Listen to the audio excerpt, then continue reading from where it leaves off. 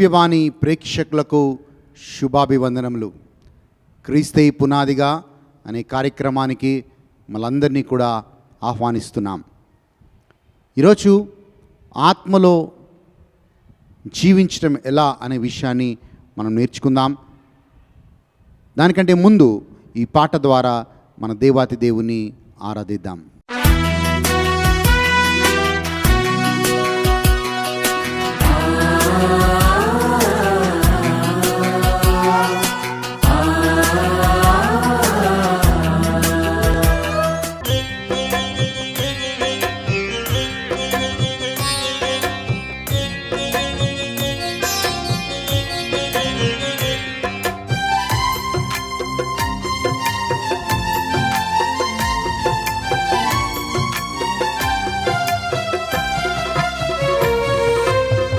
కొంతసేపు కనబడి అంతలోనే మాయమయ్యే ఆవిరి వంటిదిరా ఈ జీవితం. లోకాన కాదేది శాశ్వతం. కొంతసేపు కనబడి అంతలోనే మాయమయ్యే ఆవిరి వంటిదిరా ఈ జీవితం.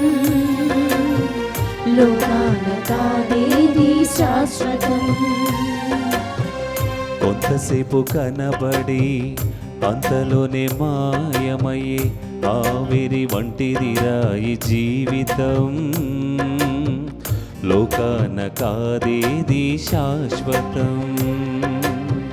కొంతసేపు కనబడి అంతలోనే మాయమయ్యే ఆవిరి వంటిదిరా ఈ జీవితం.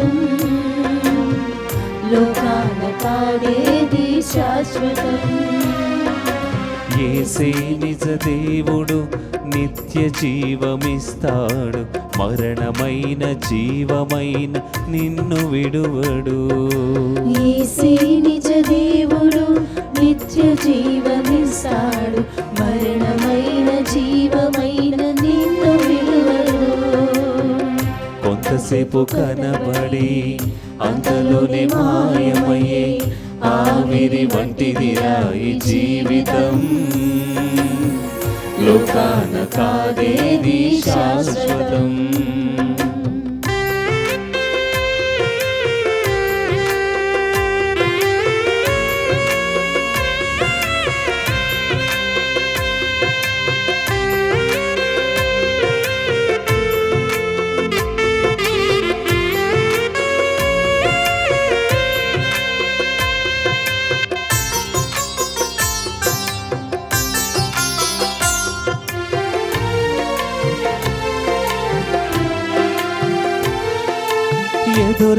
ఎదురవుతారెందరో ఈ పయనంలో, నిలిచేది ఎందరో నీ అక్కరలో.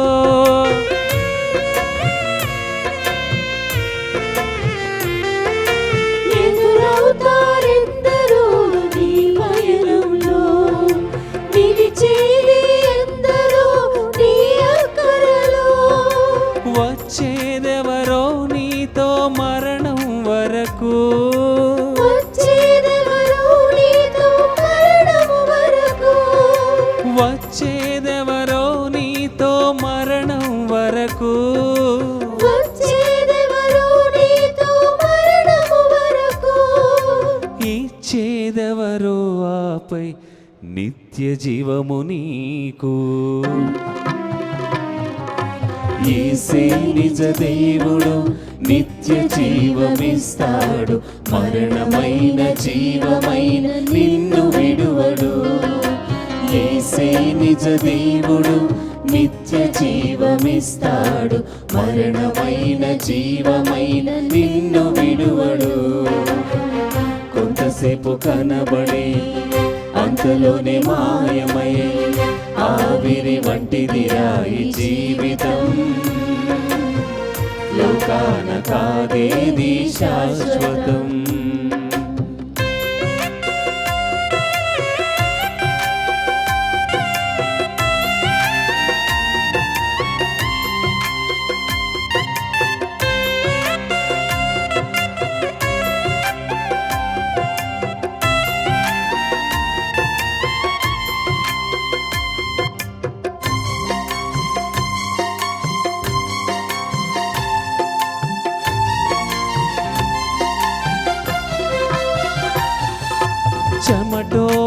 సుఖము విడిచి కష్టములోర్చి ఆస్తులు సంపాదించిన శాంతి ఉన్నదా?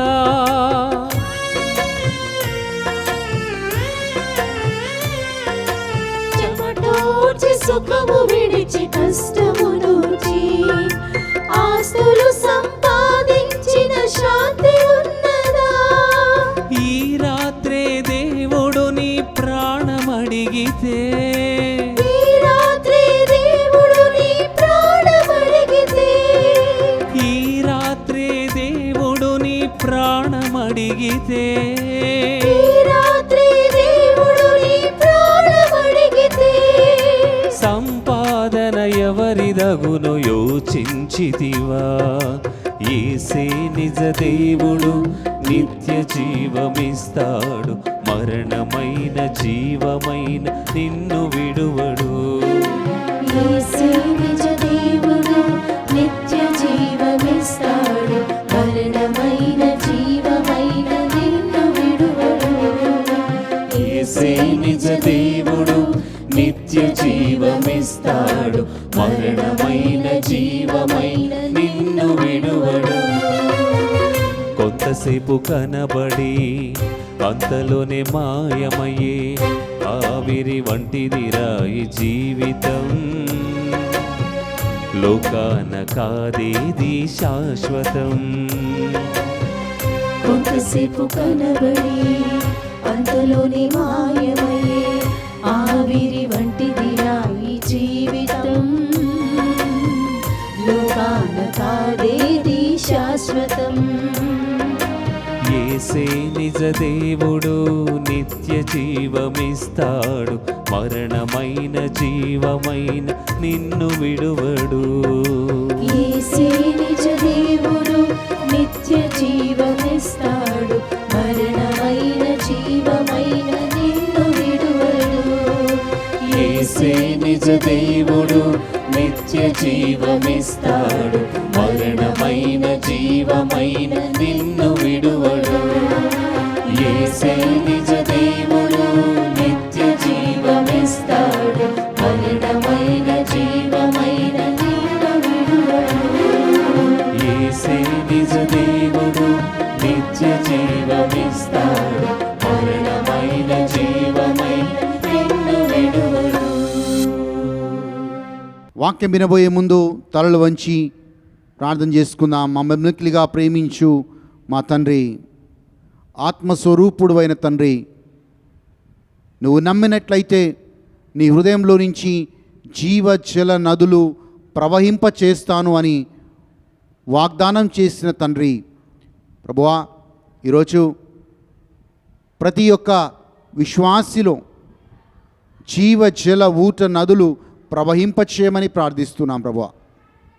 పరిశుద్ధాత్మదేవా, మా అందరినీ కూడా ఆత్మానుసారంగా జీవించే కృపను దయచేయమని యేసుక్రీస్తు నామములో అడిగి వేడుకుంటున్నాము తండ్రి. Amen, amen.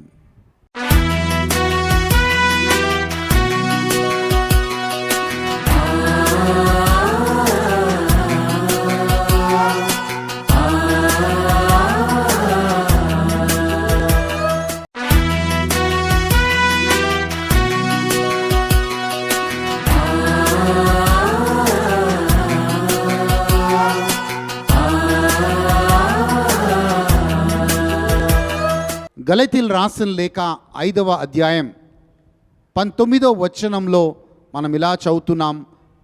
పౌలు గారు ఇలా రాస్తూ ఉన్నారు, మీరు ఆత్మానుసారంగా జీవించండి. ఆత్మ శరీరము ఈ రెండు ఒకదానికొకటి వ్యతిరేకంగా ఉన్నవి అంటున్నాడు. శరీరము ఆత్మకి, ఆత్మ శరీరానికి వ్యతిరేకంగా ఉంటాయి. కాబట్టి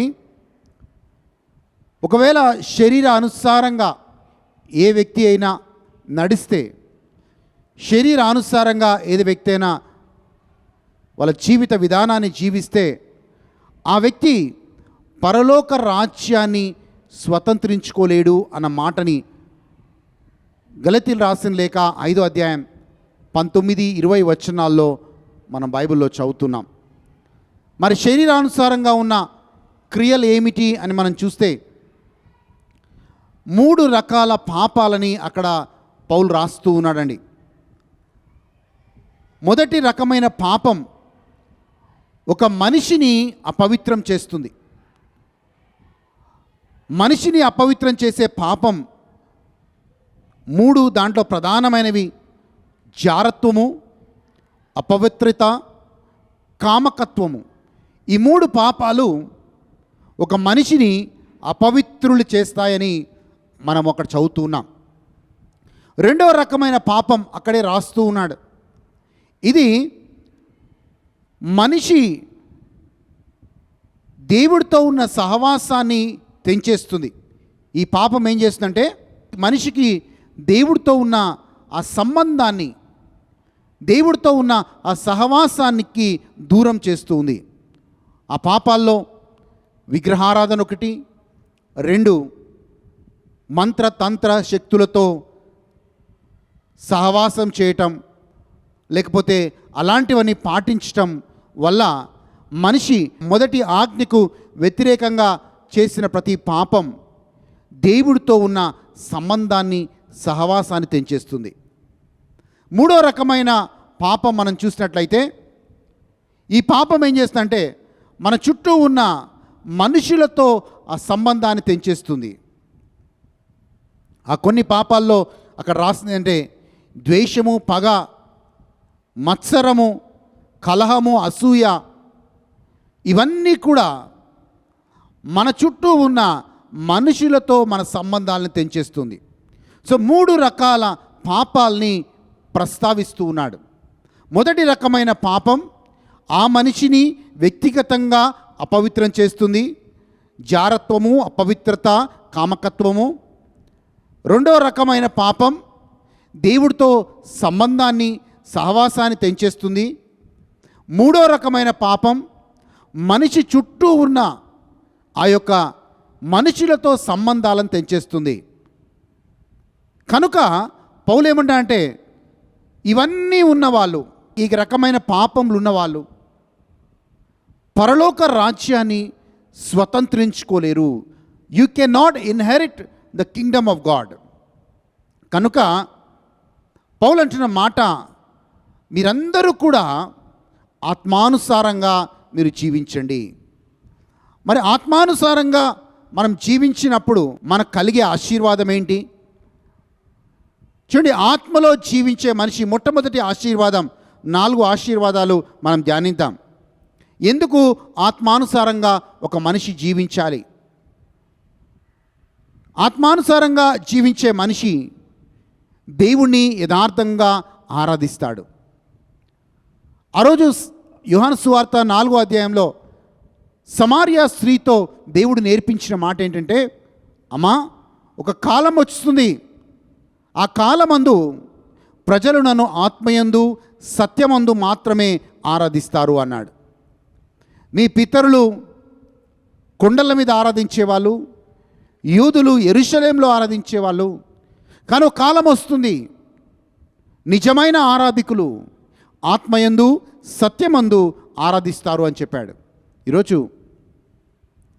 మనం ఆరాధించాలి అంటే, దేవుని గణపరచాలి అంటే మనము ఆత్మయందు సత్యమందు ఆరాధించే వారిగా ఉండాలి. సో నువ్వు ఆత్మని కలిగి ఉంటే దేవుని ఆరాధించే వాళ్ళుగా మీరు ఉంటారు, దేవుని గణపరిచే వారిగా మీరు ఉంటారు. బైబిల్లో కొంతమంది ఎన్ని అడ్డంకులు వచ్చినా, ఏమొచ్చినా దేవుని ఆరాధించడం ఆపలేదు. దాంట్లో దానియేలుని మనం చూస్తాం, దాంట్లో దావీదుని మనం చూస్తాం. ఎన్ని సమస్యలు వచ్చినా, ఎవరేమనుకున్నా, వీళ్ళు మాత్రం దేవుని ఆరాధించకుండా వాళ్ళు ఉండలేదు. రెండవదిగా, దేవుని ఆరాధించినప్పుడు ఆత్మలో, రెండవదిగా ఆత్మలో మనం నడిచినప్పుడు, ఆత్మలో మనం కొనసాగినప్పుడు ఈ లోకంలో దేవునికి సాక్షులుగా మనం జీవిస్తాం. We shall be the witnesses to God. అపోస్తుల కార్యాలు 1వ అధ్యాయం 8వ వచనంలో చదువుతున్నాం. అక్కడ వాక్యంలో రాయబడింది, దేవుని ఆత్మ మీ మీదికి వచ్చినప్పుడు మీరు భూదిగంతముల వరకు మీరు నా సాక్షులై ఉంటారు. యెరూషలేము, యూదయ, సమారియా భూదిగంతముల వరకు నా సాక్షులై ఉంటారని అక్కడ వాక్యంలో చదువుతున్నాం. సో దేవుని ఆత్మని పొందుకున్న వ్యక్తి అనేక ప్రాంతాల్లో, ప్రతి పట్టణంలో, ప్రతి స్థలంలో దేవుడికి ఒక సాక్షిగా ఆయన జీవిస్తాడు. మూడవదిగా, దేవుని ఆత్మ కలిగి జీవిస్తే ఆ వ్యక్తి ప్రార్థించే వ్యక్తిగా ఉంటాడు. ఎఫెసీయులకు రాసిన లేఖ 6వ అధ్యాయం 18వ వచనంలో దేవుడి వాక్యంలో మనం చదువుతున్నాం. పౌలు అంటూ ఉన్నాడు, అన్ని వేళల్లో, అన్ని సమయాల్లో మీరు ఆత్మలో ప్రార్థన చేయండి. ఎందుకు మీరు ఆత్మలో ప్రార్థన చేయాలి? ఎందుకంటే ఆత్మే మనల్ని దేవుడి దగ్గరికి, మన ప్రార్థన అన్నిటినీ కూడా ధూపం వలె మన ప్రార్థనలన్నీ కూడా దేవుని ఆత్మే ఆ దేవుడి సన్నిధిలోకి తీసుకొని వెళ్తుంది. దేవుని ఆత్మ కలిగిన వ్యక్తి ప్రార్థన చేయకుండా ఉండలేడండి. ఎందుకంటే పరిశుద్ధాత్మ దేవుడు రోమీయులకు రాసిన లేఖ 8వ అధ్యాయం 26వ వచనంలో, మనం బలహీనంగా ఉన్నప్పుడు కూడా మూలుగుల ద్వారా దేవుని ఆత్మ మనలో ఉండి ప్రార్థన చేస్తారంట. శిష్యులందరూ యేసు ప్రభుతో ఉన్నప్పుడు, గెత్సెమనీ తోటలో యేసు ప్రభు ఉన్నప్పుడు ప్రార్థన చేయమని అడిగినప్పుడు శిష్యులు నిద్రపోతూ వచ్చారు. అయ్యా, ఒక గంటైనా మేలుకొని ప్రార్థన చేయండి అంటే శిష్యులు నిద్రపోతూ ఉన్నారు. కానీ ఎప్పుడైతే పెంతెకోస్తు పండుగ దినమున వాళ్ళు దేవుని ఆత్మని పొందుకున్నారో ఆ రోజు నుంచి వాళ్ళు ప్రార్థనా యోధులుగా, ప్రార్థనా వీరులుగా వాళ్ళు మారిపోయారు. ఏ శ్రమ వచ్చినా, ఏ కష్టం వచ్చినా మనుషుల మీద వాళ్ళు ఆధారపడలేదు, కానీ దేవుని మీద ప్రార్థనలో వాళ్ళు ఆధారపడ్డారు.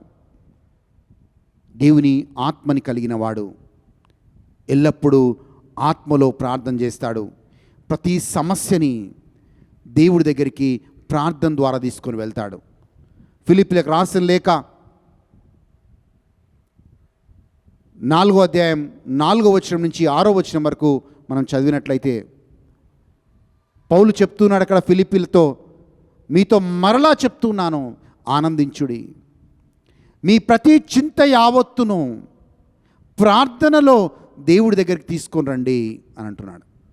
సో దేవుని ఆత్మ కలిగిన వ్యక్తి ఆయన చింతలో ఉన్నా, బాధలో ఉన్నా, అనారోగ్యంలో ఉన్నా అవన్నిటినీ దేవుడి దగ్గరికి, దేవుడి సన్నిధిలోకి ప్రార్థనలో తీసుకొని వెళ్తాడు. దేనికోసం బాధపడ్డు, దేనికోసం భయపడ్డు. ఎందుకంటే దేవుని ఆత్మ ఆయనకి ఆ శక్తినిస్తుంది కాబట్టి. అండ్ ఆయన చేసిన ప్రతి ప్రార్థనకి ఆయన జవాబును పొందుకుంటాడు. ఎందుకంటే మనిషిని సంగతులు ఎలాగైతే మనిషికి తెలుస్తాయో అలాగే దేవుని సంగతులు దేవుని ఆత్మకి మాత్రమే తెలుస్తాయి అనే మాట మనం బైబిల్లో చదువుతున్నాం. 1 కొరింథీయులకు రాసిన లేఖ 2వ అధ్యాయం 10-11 వచనాల్లో. ఎందుకు మనం ఆత్మలో ప్రార్థన చేయాలంటే, దేవుని లోతైన సంగతులను మనం తెలుసుకోవాలంటే ఆత్మలో ఒక వ్యక్తి ప్రార్థించేవాడిగా ఉండాలి. క్రైస్తవుడికి ప్రార్థనే ఒక ఆయుధం. Prayer is a weapon. నువ్వు ఆ ప్రార్థన వీరుడుగా, ఆ ప్రార్థన యోధుడుగా నువ్వు మాట్లాడాలి అంటే, నువ్వు ఉండాలి అంటే, నువ్వు జీవించాలి అంటే దేవుని ఆత్మని కలిగి ఉండాలి.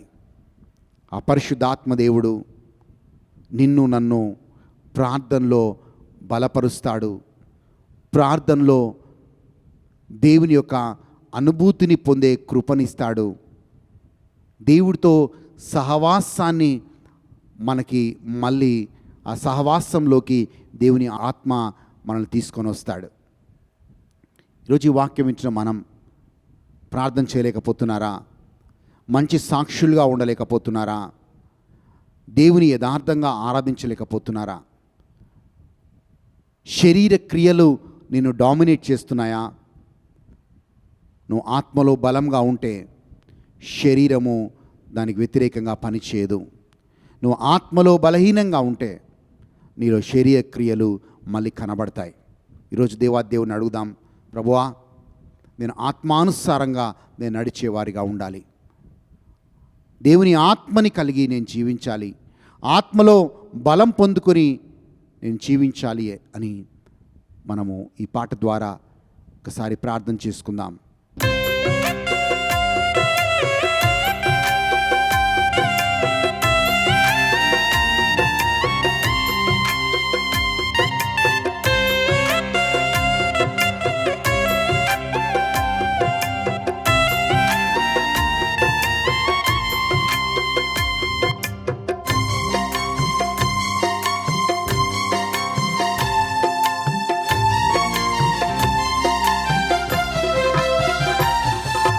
చెమటోడ్చి సుఖము విడిచి కష్టములోర్చి ఆస్తులు సంపాదించిన శాంతి ఉన్నదా?